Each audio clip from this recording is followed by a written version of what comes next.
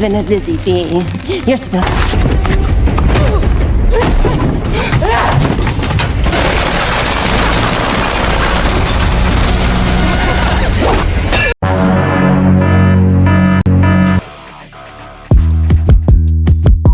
Assalamualaikum warahmatullahi wabarakatuh.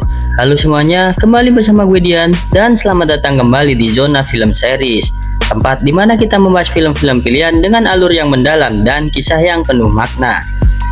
Oke, pada kesempatan kali ini kita akan membahas salah satu film aksi yang dirilis pada tahun 2024 yang berjudul The Beekeeper. Film ini disutradarai oleh David Ayer dan dibintangi oleh Jason Statham, Amy Reverleman, serta Josh Hutcherson. Film ini menampilkan perjalanan seorang mantan anggota Beekeepers bernama Adam Clay yang melakukan aksi balas dendam setelah seorang yang tidak bersalah menjadi korban kejahatan digital. Ceritanya disusun dengan alur cepat, aksi padat, serta konfrontasi yang semakin besar hingga menyentuh pusat kekuasaan. Baiklah, tanpa berlama-lama lagi, inilah ringkasan lengkap dari film The Beekeepers.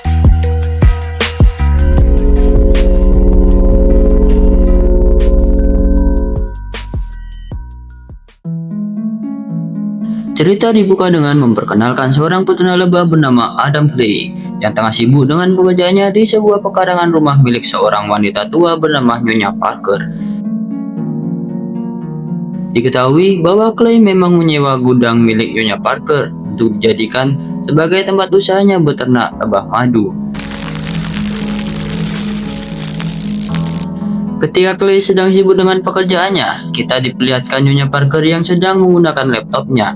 Namun, di tengah aktivitasnya, tiba-tiba muncul sebuah peringatan yang menyatakan bahwa laptopnya terkena virus berbahaya, lengkap dengan nomor telepon yang bisa dihubungi. Karena kurang memahami teknologi, Nyonya Parker dengan polosnya menghubungi nomor tersebut dengan harapan mendapatkan solusi atas permasalahannya. Okay, I'm there. Okay, I hope you fucking clowns are paying attention. Holy fucking shit.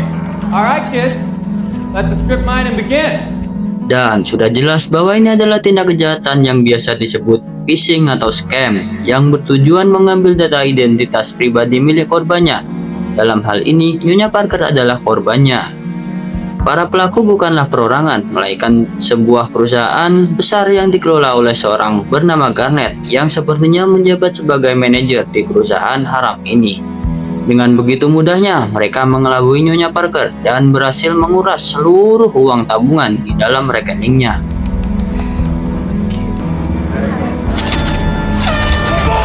Fucking yes! That is what I am talking about here! I fucking love you people!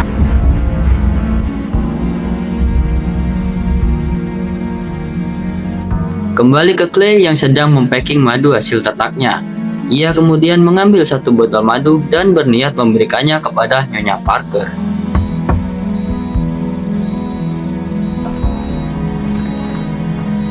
Namun, setibanya di sana, Nyonya Parker ditemukan sudah tak bernyawa yang diduga akibat bunuh diri. Sementara putrinya yang bernama Verona mengira bahwa Clay adalah pelakunya. Now, who the fuck are you? And what are you doing in my mother's house? Karena itu, Clay segera dilaporkan dan dibawa oleh pihak kepolisian untuk diperiksa.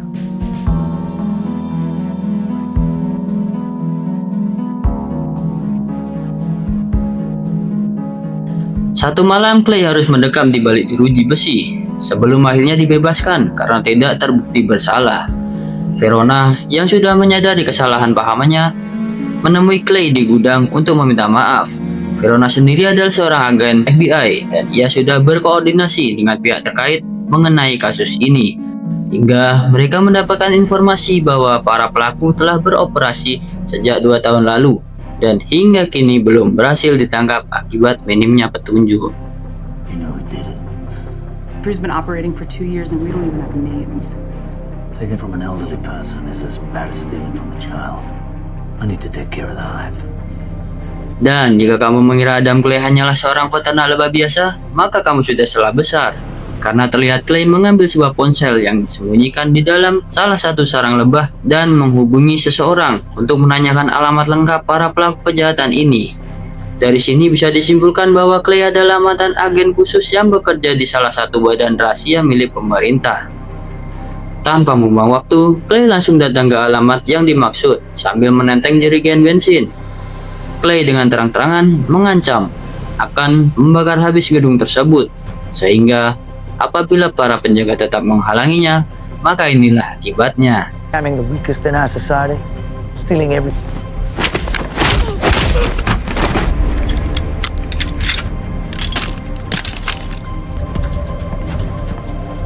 Setibanya di dalam, Clay langsung menyuruh semua karyawan untuk keluar, tapi mereka justru malah menertawakannya. Sehingga Clay terpaksa menunjukkan keseriusannya dengan menghajar salah satu karyawan dan menyiram seluruh komputer dengan bensin yang dibawanya. Might be a good time to go home.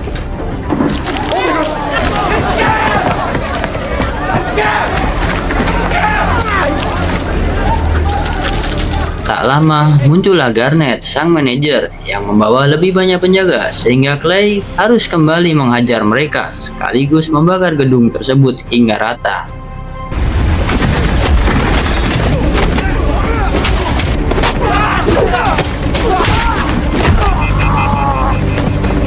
I got, you fucking get him, you.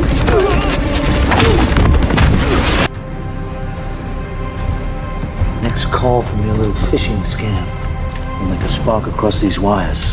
Given all of the gasoline fumes in here, nothing alive in here won't be.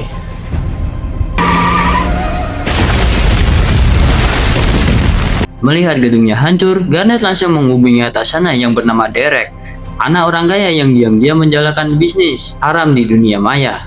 Ketika mendengar salah satu tempat usahanya hancur, Derek segera menemui ayahnya yang punya peran penting di pemerintahan.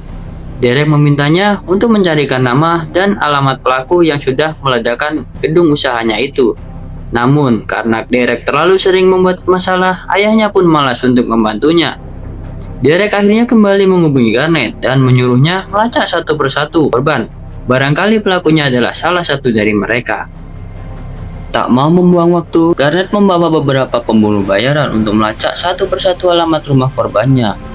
Karena Garnet sebelumnya sempat bertemu Clay secara langsung, ia pun langsung sadar bahwa pemelihara lebah yang dilihatnya saat itu adalah orang yang mereka cari.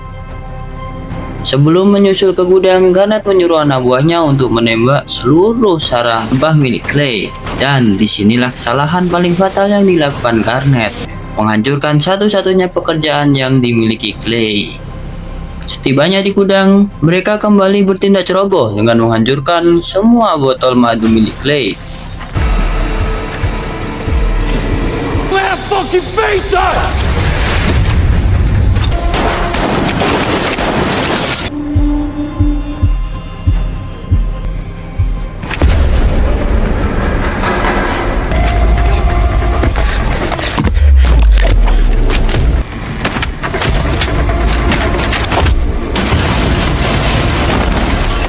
Betapa menyesalnya Garnet ketika menyadari bahwa ia telah berurusan dengan orang yang salah. Bahkan jari tengah kanannya terpotong dan sengaja dibiarkan tetap hidup oleh Clay agar menjadi pesan ancaman bagi atasannya.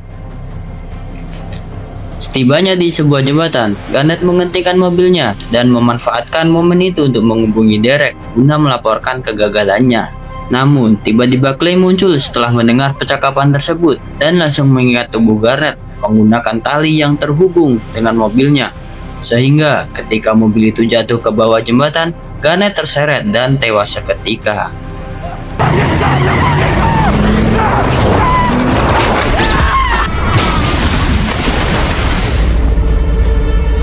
Clay mengambil ponsel Garnet yang masih terhubung dengan Derek, dan Derek dengan sombongnya mengatakan bahwa Clay telah berurusan dengan orang yang salah, bahkan sempat mengancamnya terlebih dahulu. Cerita beralih kepada Verona yang tengah menyelidiki kasus peledakan gedung. Tak lama kemudian, ia mendapat kabar bahwa rumah ibunya terbakar dan ditemukan 3 jasad preman. Hingga akhirnya Verona menyadari bahwa kasus ini berkaitan dengan Adam Clay, si peternak lebah yang menyewa gudang milik ibunya. Sementara itu, Derek terlihat sedang mengadu kepada ayahnya untuk melacak orang yang telah mengacaukan kerajaan bisnisnya itu. Wallace yang dulunya pernah menjadi pimpinan CIA langsung menghubungi kenalannya di CIA untuk melacak keberadaan Adam Clay. Dari sinilah terkuak bahwa pemerintah Amerika Serikat memiliki program khusus bernama Beekeepers yang dibentuk untuk menjalankan misi rahasia. Para agen yang direkrut bukanlah orang sembarangan karena harus memiliki kemampuan di atas rata-rata. Dan Adam Clay adalah salah satu mantan agen Beekeeper yang kini telah pensiun. Clay dikenal sangat mematikan dan tidak pernah gagal dalam setiap misinya. Wallace dibuat ketar-ketir sehingga ia segera meminta temannya bernama Janet di CIA untuk mengirim agen Beekeeper lain untuk memburu Clay. Busy making funeral arrangements? I need help, Janet, not jokes. Kembali ke Clay yang sedang mengisi bensin di sebuah pom bensin. Seorang agen Beekeeper tiba-tiba muncul dari belakang dan berniat menghabisinya.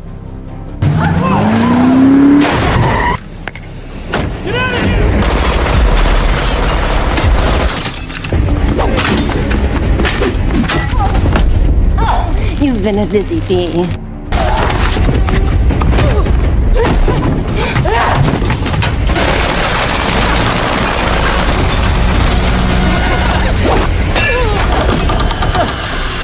Akhirnya, Clay berhasil menumbangkan agen kiriman tersebut dan memotong salah satu jarinya untuk digunakan sebagai sidik jari guna membuka pintu tempat tinggal rahasianya.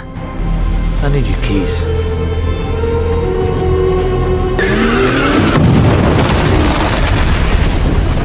Janet langsung melaporkan kegagalan ini kepada Wallace. Bahkan, para agen Beekeeper pun angkat tangan untuk memburu Clay. Sehingga mereka memilih untuk tidak ikut campur dan kini Wallace harus melindungi Derek tanpa bantuan siapapun.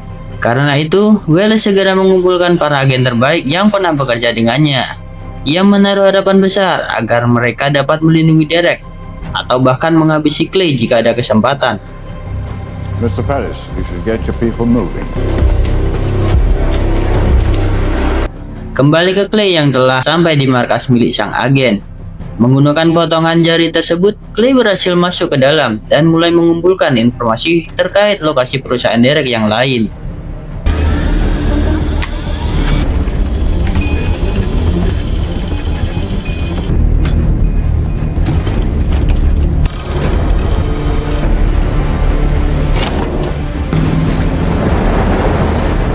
Verona terlihat berada di markas pusat FBI dan menduga bahwa target Clay selanjutnya adalah gedung perusahaan yang sama seperti yang sebelumnya Clay ledakan. Sehingga pimpinan FBI memutuskan untuk mengerahkan sejumlah pasukan khusus untuk melindungi gedung tersebut.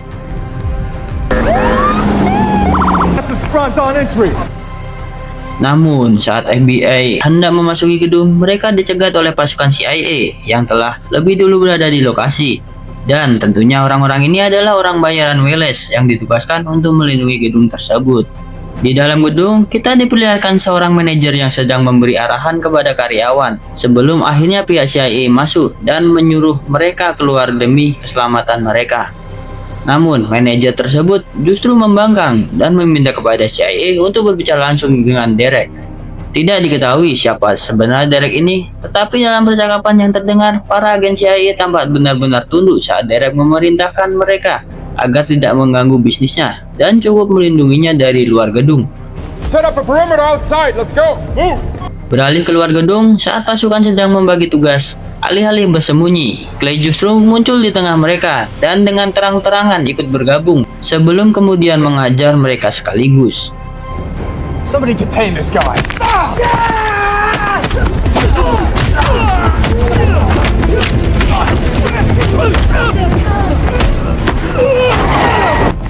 Don't shoot!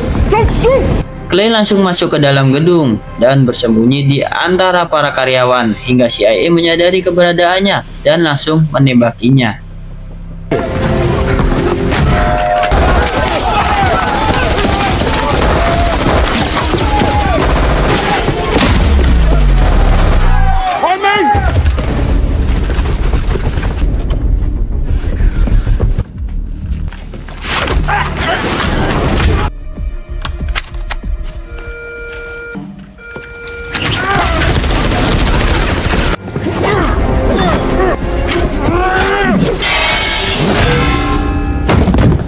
Dengan kecerdikannya, Clay bersembunyi di atas lift dan sengaja memancing mereka masuk lift untuk memasang perangkap.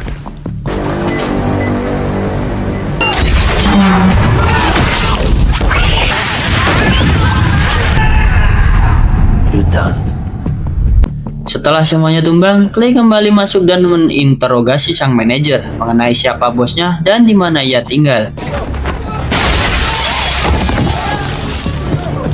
Akhirnya, manajer tersebut menyerah dan mengungkapkan bahwa Derek ternyata adalah anak dari presiden yang baru saja dilantik, sehingga kasus ini akan menjadi sangat viral apabila terdengar publik. Saat Verona dan pasukan FBI masuk, Clay segera meninggalkan lokasi. I believe you, but we have laws for these things. You have laws for these things until they fail. Then you have me. Di sana, Verona terkejut melihat foto Derek di laptop sang manajer dan mengetahui bahwa Derek adalah pemilik perusahaan ini. Dalam penyelidikannya, Verona kembali menemukan fakta mengejutkan bahwa seluruh pendapatan perusahaan ini pernah digunakan untuk mendanai kampanye ibunya.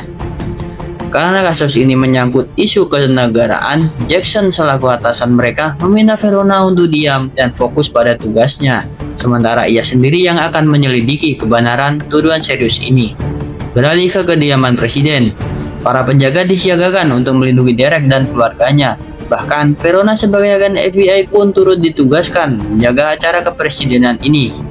Welles sampai-sampai menyewa tentara bayaran yang dipimpin oleh seorang bernama Lazarus demi menjaga Derek tetap aman. Di sisi lain, Clay terlihat sudah mempersiapkan rencananya memasuki kediaman presiden.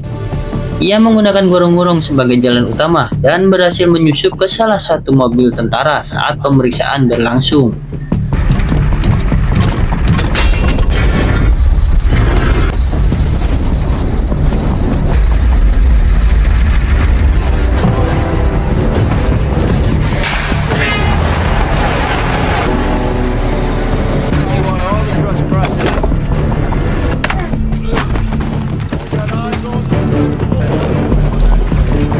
Clay dengan cerdas menyamar sebagai salah satu penjaga dan berhasil memasuki kediaman presiden.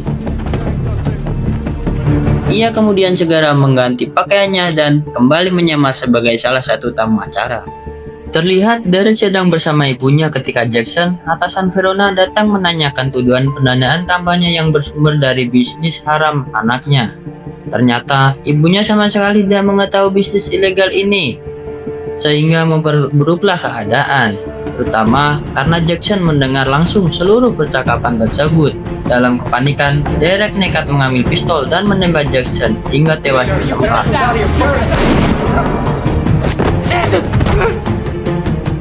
Kembali ke Clay yang nampak berbaur dengan para tamu, ia dengan sengaja menampakkan dirinya di depan Verona, sehingga seluruh penjaga termasuk tentara bayaran dikerahkan untuk menangkapnya. All teams, saddle OP! Level 3, side 4. Dan pada akhirnya, Clay pun menyerahkan diri, dan tanpa seorang pun menyadari bahwa di tangannya terdapat sebuah remote kecil yang menjadi pemicu bom yang sebelumnya ia pasang di salah satu mobil. Dan ketika waktunya sudah tepat, ia pun langsung menekan tombol tersebut. He's here! Why are you waiting? Take it easy. Take it easy.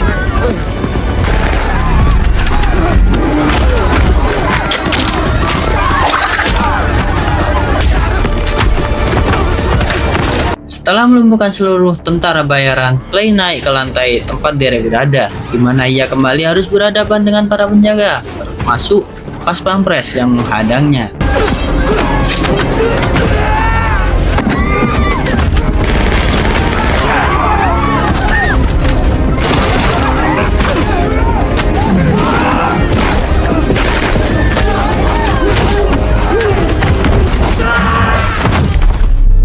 Dan tak disangka, Lazarus selaku ketua tentara bayaran ternyata masih hidup, dan pertarungan sengit antara keduanya pun tak bisa dihindarkan.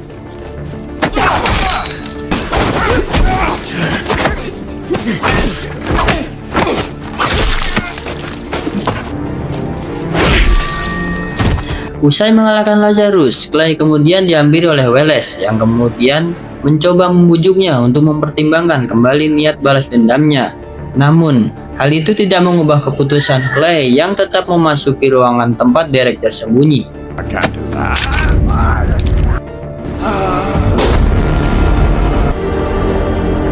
Entah apa yang ada di benak Derek, ia justru menjadikan ibunya sendiri sebagai sandera. Clay tidak dapat bertindak ketika Verona dan rekannya masuk. Namun saat Derek benar-benar berniat menembak kepala ibunya, Clay bergerak cepat mencegahnya sekaligus mengakhiri hidup Derek.